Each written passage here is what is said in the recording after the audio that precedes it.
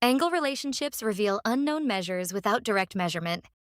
Angle relationships let us find unknown measures, providing a logical system for finding dimensions without the use of physical tools. This method removes the requirement to measure every individual angle directly. The lynx reacts to the physical shifts of the terrain, but geometric definitions remain constant regardless of the environment. These established relationships allow for the calculation of exact values using only the information already at hand. Supplementary angles total 180 degrees. If one known angle measures 47 degrees and forms a linear pair with an unknown angle, subtract 47 from the total of 180. The unknown angle is 133 degrees. Any unknown angle in a linear pair can be deduced through this subtraction if the first measure is known. Complementary angles have a sum of 90 degrees.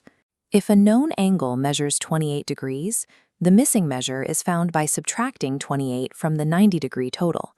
The remaining angle is 62 degrees. Complementary systems function like supplementary ones, requiring only a known variable and a definition to solve. When two lines cross, they create a predictable intersection. Opposite angles at this intersection are vertical angles, and vertical angles have equal measures. If one angle at the intersection is 74 degrees, the angle directly opposite it is also 74 degrees. Each adjacent angle in this intersection is supplementary to the 74-degree angle. Therefore, each adjacent angle measures 106 degrees. Intersecting lines create a system that can be solved entirely through equality and subtraction.